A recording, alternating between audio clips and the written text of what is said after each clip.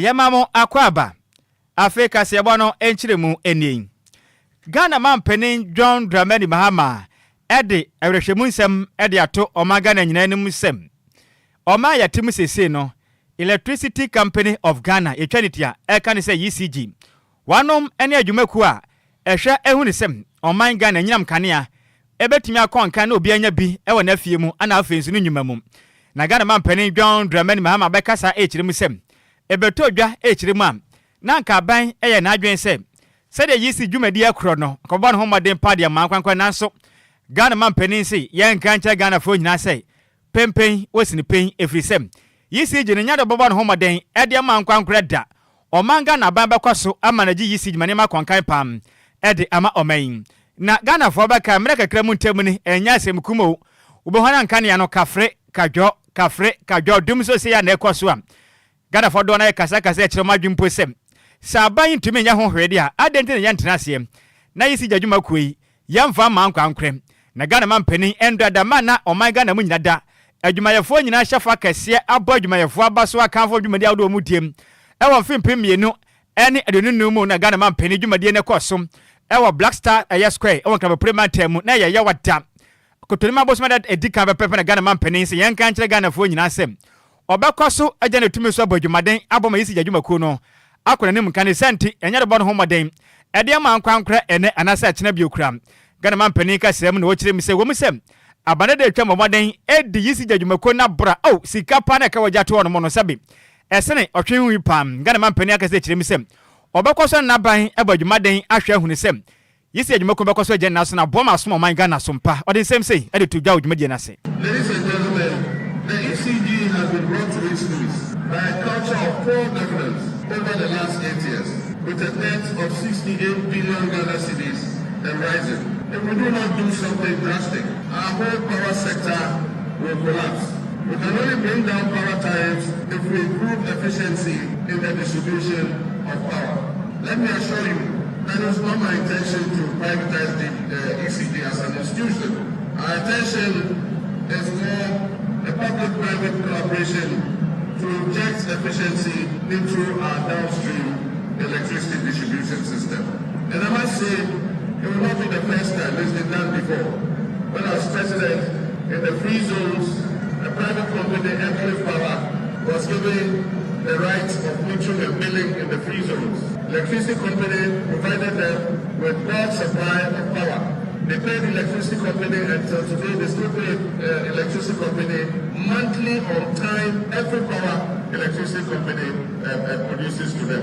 And their billing and collection in the free zones is 99% of revenue is collected. This is an existing example. I'm sure that we can make for the presidency. I did not kid myself.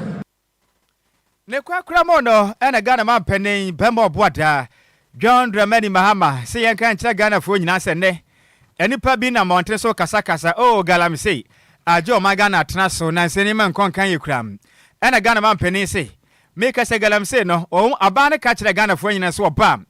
bosume mako ne de mo ne atu galamse na se hwi mama Ghana ye hwato ye pam na so okirem se oba ye no obetime ade metesem ogusu bu adwumade na so bo hye no nya de awatime di so ontumi ntu ase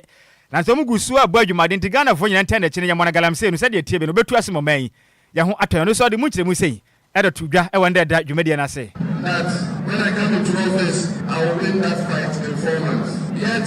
we will not give up. Our gallant men of the armed forces and security services are up to the fight and will continue to score successes against the selfish companies and individuals who are destroying our forests and polluting our water bodies. As far as the fight against galamsey is concerned, I say, aluta continua.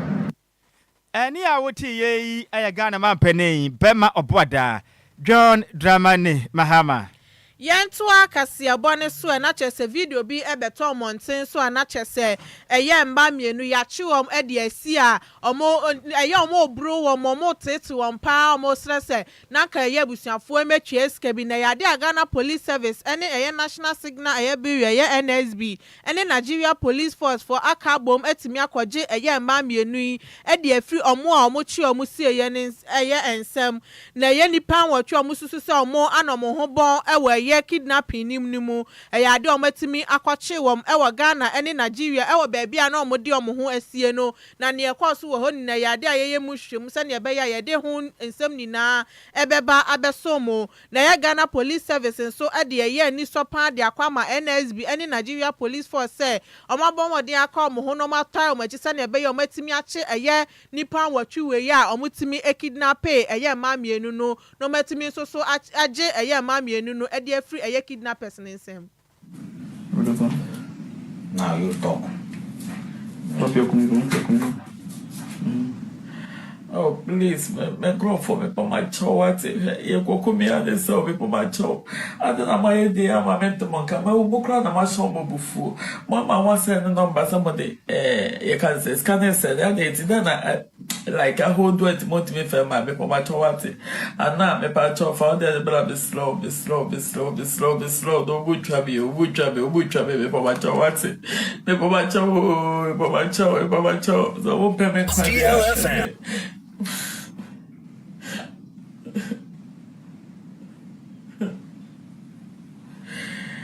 Oh God.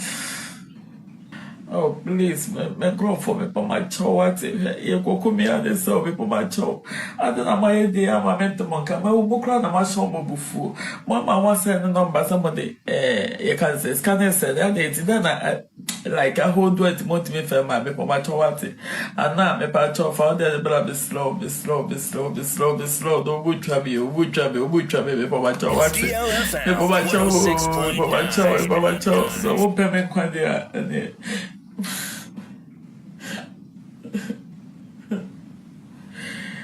oh God.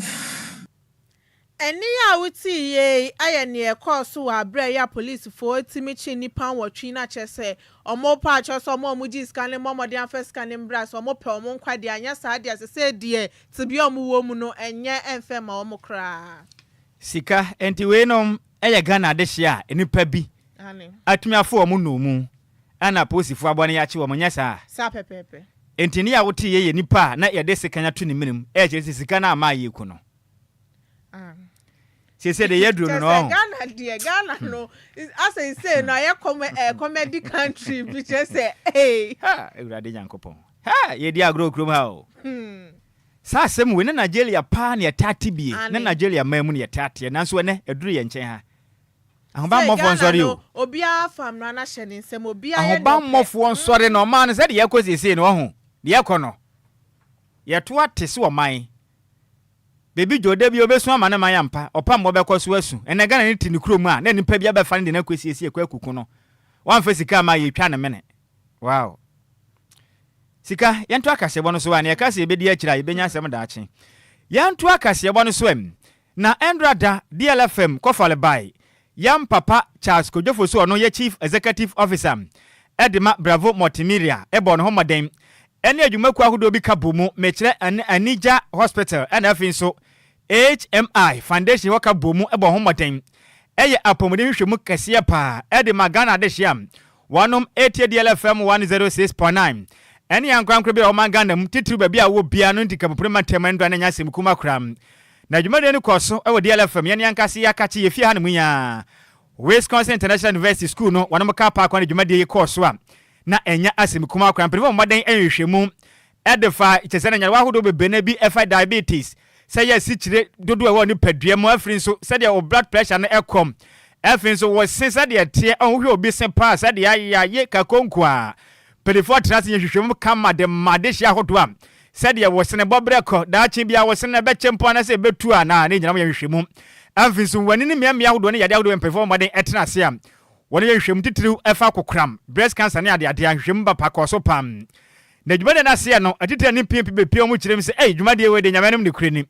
emo de pasa no mandam se sabi empenifo atena se adwene wa hu ne se Ghana for brenti yanya hye pa na dwumade enkwan kan de om de abaso ba kese pam edema yam papa chat Kojofo so ne DLFM ena dwumaku do mabode ma dwumade we no etim ekoso ne empenifo ni ntebe page dwumade na se no ebi doctor Kwaku Emmanuel Nimo Fanta Edema Help Motherland International and Mr. Alexander Kwaku Tain or your general manager Edema Anija Hospital. Efiso Penipo no so medical officer Edema Anija Hospital no Dr. Mark Tenkran ekopie mu bi adwumade na ase no apa ne ya nikanika pani pani bebe na afre chichini benche ye ene amekese ni ebire ne patam apie mentem ka bebire mentem eye tamma ahama ne me ahodo eka na ya se ko be pie mu a o na adwumade no na ya nikanika pani adwumade ko ebire semtrafo ma ne tu ehu mo tese ne yamisem DLFM kwanchirefo penin general manager ne den ade madam Mabel entry yamisa ne se maame na de pa na hye DLFM empenifo kutu pasem mon ko fa dwumade mfama na mmode anye health screening mfama matiefo ana wo kire me sem yam papa chat kochofo su aka daddy Lumba na ni eku Ghana ho ye papa titru 200 da na ye da na ye de bodwuma yefo nyina ba so ntina ehofi da kese entini nyum tuompo da bia da sasa bi yam woni pa ohiam wanti eso na ne na kana koma se Ghana de hyem se omo yade na omunya sika Enquires sabe mmode am behwe omapomudi mu kama ne mfo mu ndure safata mfama wo na mmode na omapomudi enkonkan wakasa kire me sem dwumade we enya no ne de bedi kan ombekọ so Yankopọ ya atoma eye face me bia dwumade beba so ma aboa me DLF matiefo nso mapomudi ahwem de mapade mamon nso ne makonkan e de mamom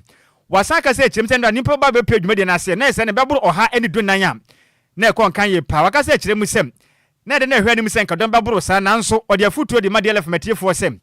Yankopọ na kwa adwumade we to fom pam nya ma ba mode anyamra ne yapomuden enkonkan de sem sei e de to DLFM kasebo enim. But you're framing me be Olenchi, manager for DLFM 106.9. Nhyiraba medase bebre enti no DLFM ne da de Lumba en ni so ade hunu ana say botaye tai ade ya ye health screening ye chi. And he said that the Lumba ye obi believe in giving back to the society. So the performances are why over the years ni we even on one nyom crampo no e kasa about health any ade and empo with the recent and I say current nyoma jama boss so crampo he stated in this and the power yare da hwa o yare de mu na uhu omomodo ni omo a omompewase. So he sat down and ohu say Ghana ha no many times a juma na ye kwa ye nya even time mpo enfa check your health and I see ye nim the cost way system obitimi sorry obetia ebiade ne di nkomo within like some short minutes the person is gone and you're like na no ho odi yo hwe anya no exactly this way na be brain na ye hypertension cases. So he sat down and he felt like ehun be hia say yakoye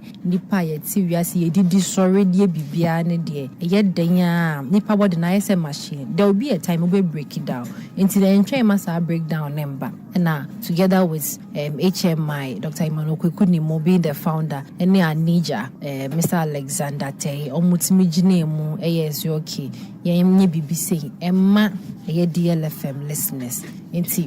Basically that was the whole motive behind it and it was successful. With 10 out no make I say any bad 115 people coming through no wasn't bad. You don't expect about 250 300 people but and even with callers or more friend and my yet say be brain normal so it's not like nkofante and I say promo na quiet na but no mamba and almost for other things as important health, which I think say next time no they should rather prioritize their health to other stuff. But aside though it was a good one. Yeah, problems there will be so some by sponsors Aswavo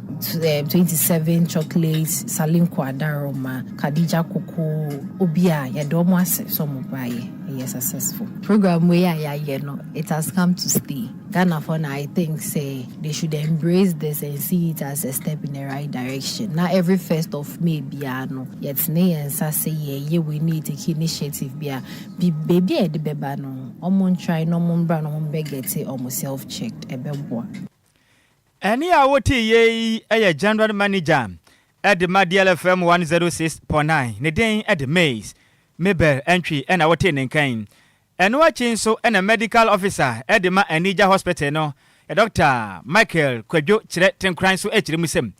Nenia so Jumedia DLFM ekofa ba ye ne pa nenia so papa o chirem se do ma ba ye nso odo masi na afin so wo ma de nhwem bebrina de mayare fodo na ekon kan ye pam wakase chirem sem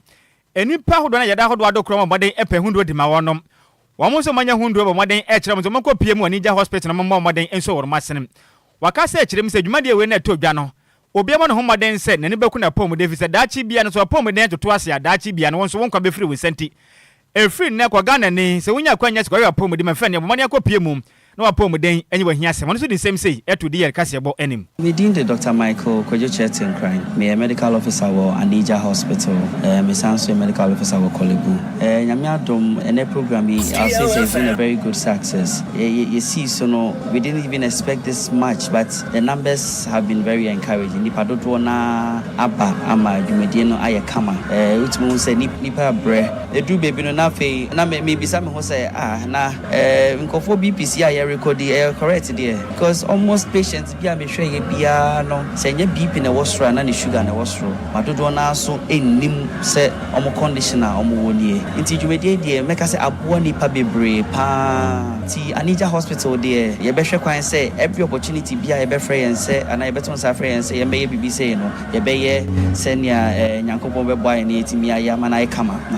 ye dadie o dwumedie fo na so asese o mo ton sa fre ye metimi ye dwumedie mana ye kama yenkoso an ye mo nipa because eno ye chema nipa dodo ya no ni na dodo na ye free na ubi say bi no mo be ka che say do no ontimi nto ti nyame eto nsama na wakai nipa na yetimi ahye say na me bia ma nipa bi etimi enya o ma ya resase na ebehia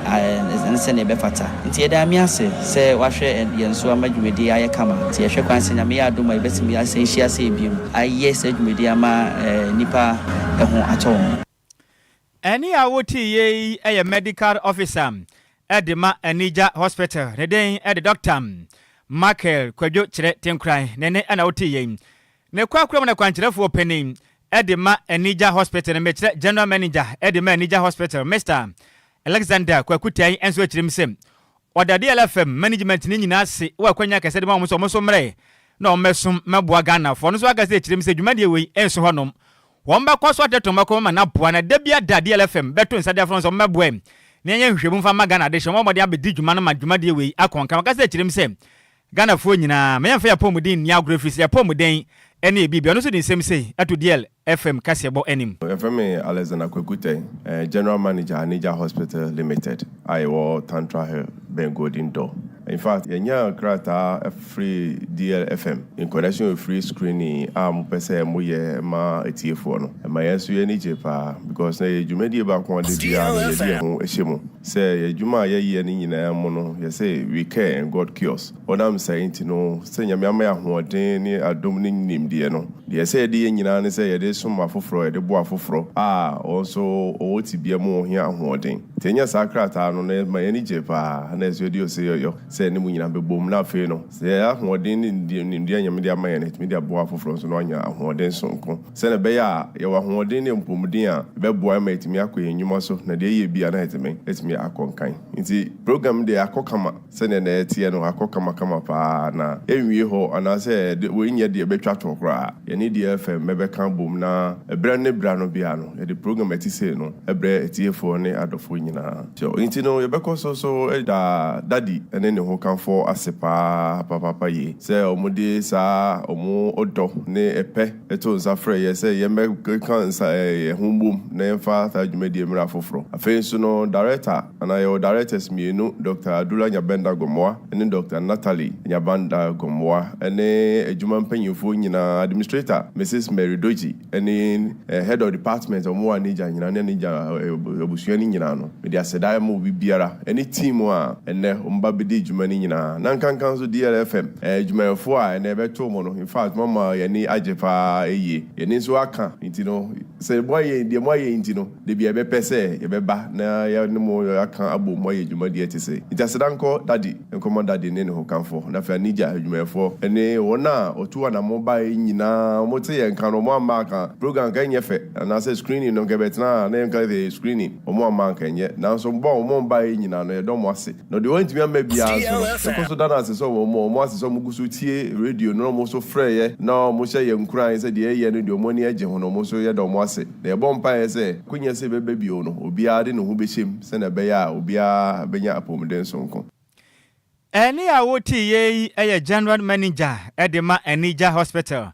ne den Mr. Alexander Kwakutai nene ena woti ye na ya da ho a ejina DLFM free medical health screening na no call so endra da ye first May 1 ene aduonu num na de hye omunya ho faso so abo DLFM 106.9 penifo abaso ye papa so matimi aya de kese we ede ama o mafrefo o mahwefo ne ye Ghanafo ni no mo chesa de o maye de o maye de ye pa na DLFM ye premises and free medical screening e course so sanso na Wisconsin International University College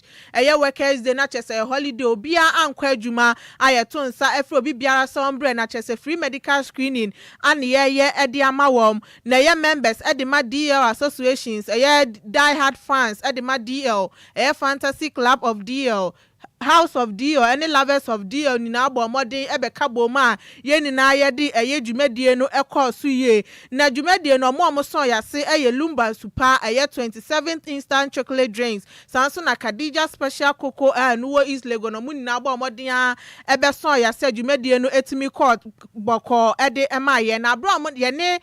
omo adehye omunya so mfaso kasa na mu kirema ade management omo ya de ye papa sanso obi wonu kroni adaje a ode koye hospital ekohwehwe nipaduanim na so ye free medical screening yo mo de abedie ya de ebebo mu ye pa bebre na ekasa nyame hya ye penny Charles Kojofosu ona ye chief executive officer edema ye Bravo multimedia one ye ya maame mama Lumba sanso na ye adwumayefo mu DLFM na se nyame hya wo so mo de ye free medical screening ede aba me free Madina me sre osuro shradema DL radio station phone nyina any mo be ye program ni nyina some 41 say shrani de omo broni mobo na me be gino wodaboni mu ti de mo ayama ye ni nnuo mo adaje ni mo ahokeka no we nyankopon to nso ngu mo adwuma mo ye so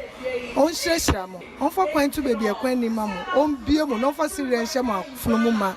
Mama mu kwatenti awon de ni yedie ni awon to wom sese na mama ye won atoye yankopon hira mu fie ni obusuan mu bibia wo Yesu dim Faustina Delechu me free asala bochwe majo bibia kosu pepepe nyame hira wo mu bibia na mu ye bibia kosu pepepe ye baye no bibia kosu pepepe sana omwaka na ye baye no e kosu pepepe nyame hira wo mu pacha from me Josephine Senaya aka Mami Jo Lumba girlfriend. It's Jumedi ne kose. Oh, fine. Koso kama. Doctors no more free, nurses for na free. Omu shemi kama. Any years. DLFM 106.9. That the Lumba FM. Anything for see Mr. E.T. Akono. Mi da omu nyina si ma se mi sika nyina intimity e kwa mi free dropping and the vibe many one dey ti da omu nyina si any workers Nhyiraba DJ Efia Sugar Adwoa Silky mi se omu nyina se frame Charles o se sibi. Okay, Pasha ba ye Jumedi no etsin. Oh, e ba e bia yo okay. O ma hwe kama. Mi o ma sa my breakfast crack and when you is cry any ajepa. Okay. Can send me na catch DLFM any penny for she. Oh, okay. They bet ma catch DL and say ya ba pa da na sepa any adwumafo mo ha nyina da ma se nyame hira mo se ene afofide mo ma hye dwumadi bi se na mo dwen ye ho sa ya da ma se nyame hira no pa nyame ntunu nkwa no na adwumafo nyina nyame hira mo ne de mo ayama ye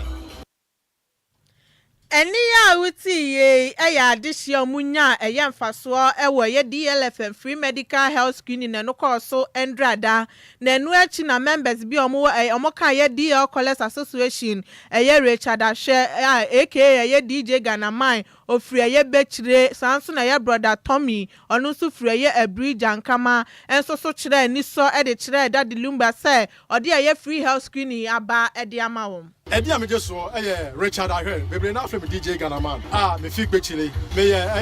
DLFM Caller Association me kan hu bi na afi so oba gbechile station ya ubi sa DLFM annexa they cover by eno me jaha DJ Ghanaian apa abofo mu krache onya du gbechile na so we hwe DJ Ghanaian akora ya wo ne ndakra no odo beba ade ehye me nkra ne say sa opportunity we no endamba intimate say that the Lumba any Anija Hospital akabo me ASR screening we no no say me fast opportunity so na me ba na me hwe me pom de say me obi am tanko hospital enti penifo we anya adwe a omo adwea Ghana for ho na amaka che say yemra na say me DJ Ghana so me ba na me hwe me pom de na me hu ni say me status no other say good and I say bad and I say to say me ba no so me hu ni say never be o say me tu ho na mo ti me da mu nyina se kwa ma fa so am afre ye no me da ma se pa asma me ka kire that Lumba and the bushia for DLFM workers any Anija Hospital ni say ye da mo ase papa omo fa so ehwe ye kura no je say doctors ni nyina no muti nurses ni nyina ho brasem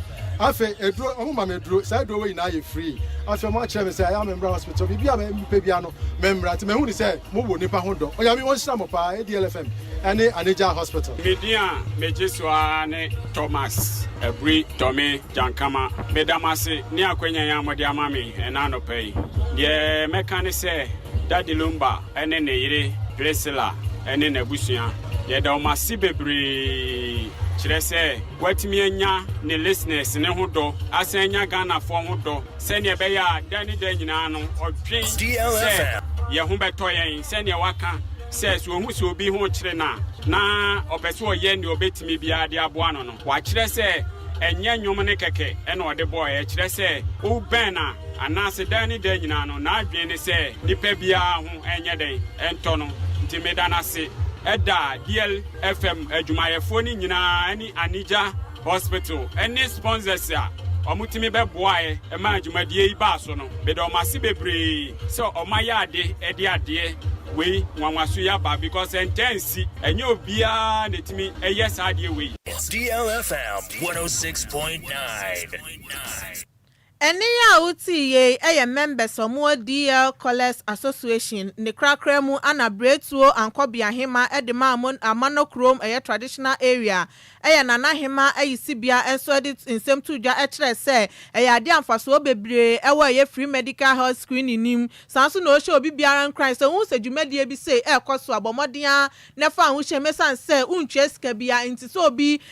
program we ade ama wo ne de wo so abomodia na ade hu hye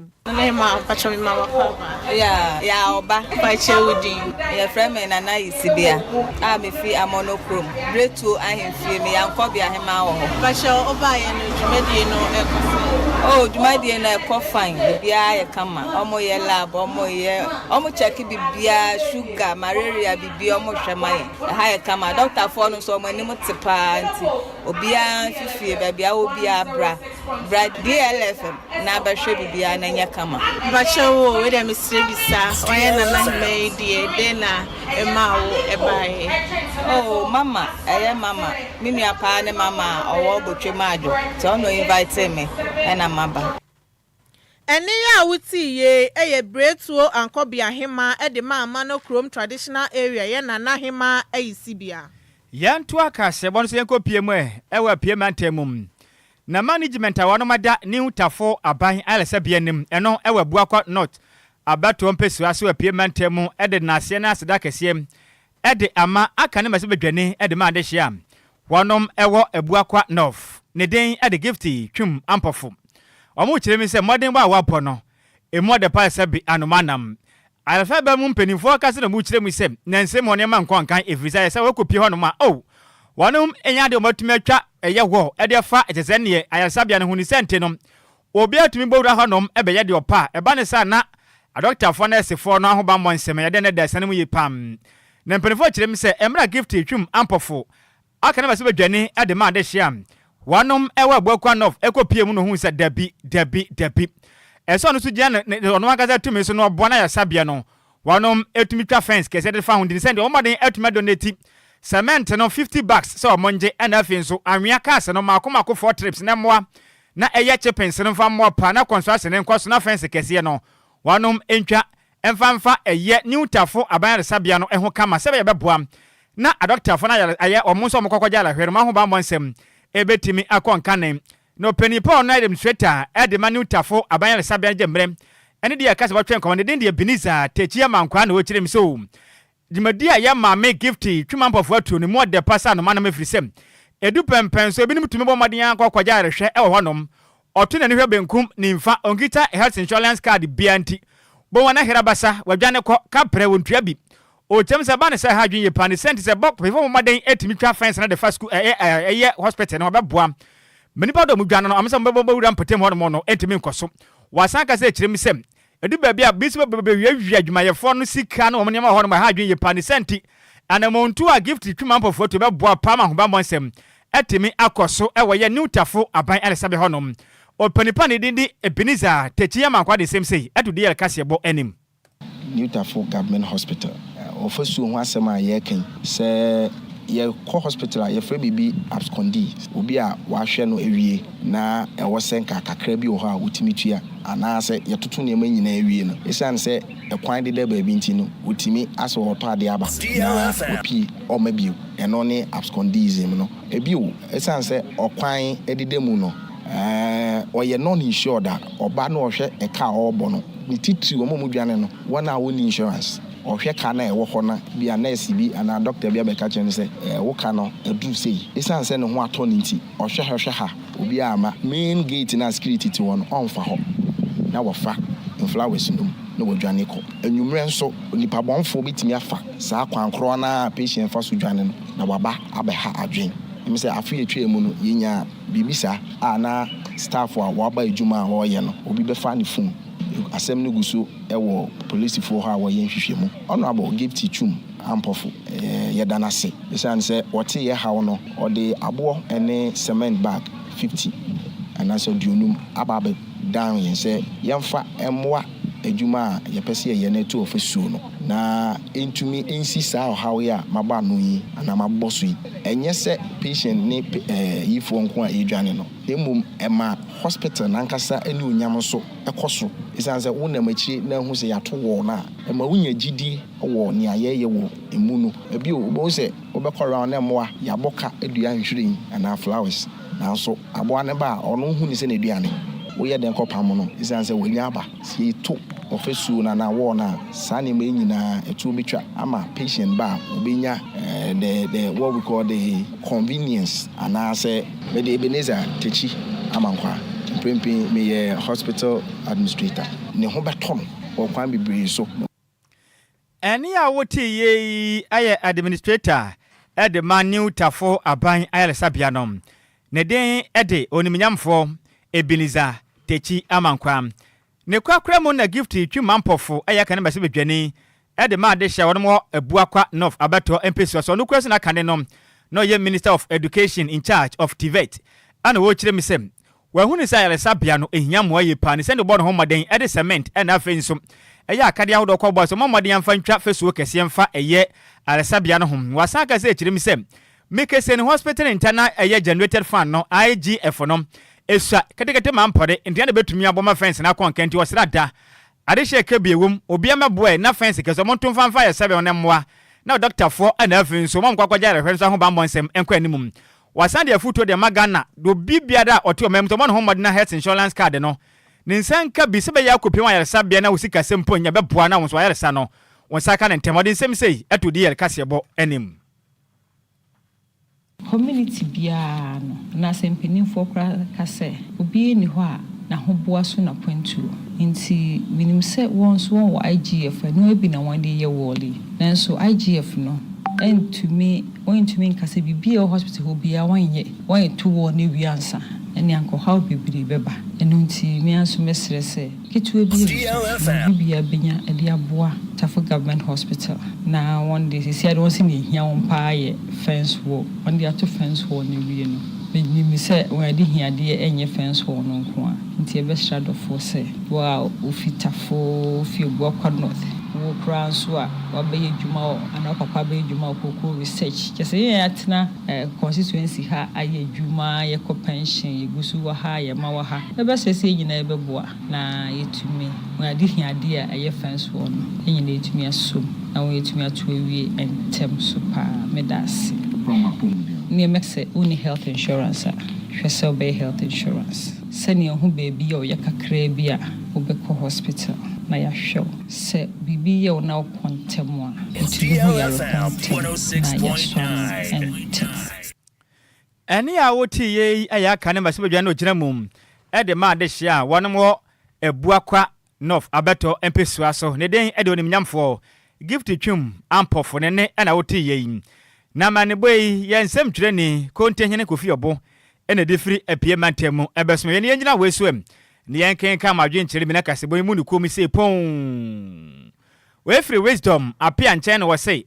Ghana papa ose Ghana de sade aye no yenton ma China fo visa sade aye no fa so obi ani o man so ye hunu hwende yenton ma China fo ne pe be ntana obi anye ne sika enhye ne botum ye dase bebi dwadamfo no Richard ahwe na ochirem say good afternoon to you Pentecost elder eye takwade kodwo krom de hyekonkron Nhyiraba Kwadwo Sammy ni Adwoa Agyei Sikapa ose in fact ka sebo ne mo de pasa no manam panandam DJ Ghanaman fide ni so na ye great station na Ghana fo nyina etie kasebon edifre DLFM na senior ya dase ose weda na adwumade an ye boyen so dase pam baba ha ma oboase na ochire me se o na dan kokufu ado na pens Ghana man pani kasa bebe na di tia no efa otemu afo penanse ye ba Ghana man pani besumi nan pentem ni de na ye huni ochire me se dada na Ghana man pani o mebo man kofi parliament na ochire me se sia na Ghana dollar na hwan ye basa sei ye hwan be be me ye de ayi cedi eye good ma kwajeje eye dollar o kyerem se de ekọ ne nkọ nkan o man munya bibim fa no se de Ghana ekozi sie ndi agye nsre pene pateku ohwe life edi free agorabo bikuma apaya da sem Hansin de odu kyerem se good afternoon Sammy ni Adwoa Agyei Sikapa o se daddy ni mommy o moda mas papa pa na adwumade amade nyame nhyira mo pa daddy Lumba eni mama Lumba yankopon tane mfa nkyerem ye pa ohwe life edi free atomic eye hotel dansoman ohonom no di free Hansin de odu nie ye da se senior piaga James Ghana man peni an pebia de magana ntiantum na dada na hwehwe ne de besi omen sade ye kɔ ne sa de dada na bibia nim we Ghana ni kasebon ye de asi emusemufo no eye maze mebere ntwe se mu edema yen be ma tentene gama ne wini ahofadwa ne kofite de kopie wo Facebook no so DJs gibi eye senior technician duty akenkafo ebesom wie no de amege so eye takwade kodwe krom twebe wo de hyekonkron Nhyiraba Kwadwo Sammy mene Adwoa Agyei Sikapa. Yes, also hwan na eba. Nana Adwoa Silky. Achire muhima. Efifi muhima. Radio mu yasantua. Na fi nkeche hima. Ane. Ona eba. Jumadi na odeba na ye den. DLawa. Ena ye efiada. Enti ye besu. Enti ye nkai dum. Mesra odisi ye bia wu a esu nya wusu a. Tena fie. Na mo madi amfo mafudie ne mfanto ehimfa. DLFM 106.9. Na Adwoa Sikapa be ye do bebo mo nyompa. Eri aseche o mo were ahye mo nkran esu no so ye de a munya mayen. Ima mo nyina moniti a adehye. Midimafo pokwase Nhyiraba Accra. Midimafo pokwase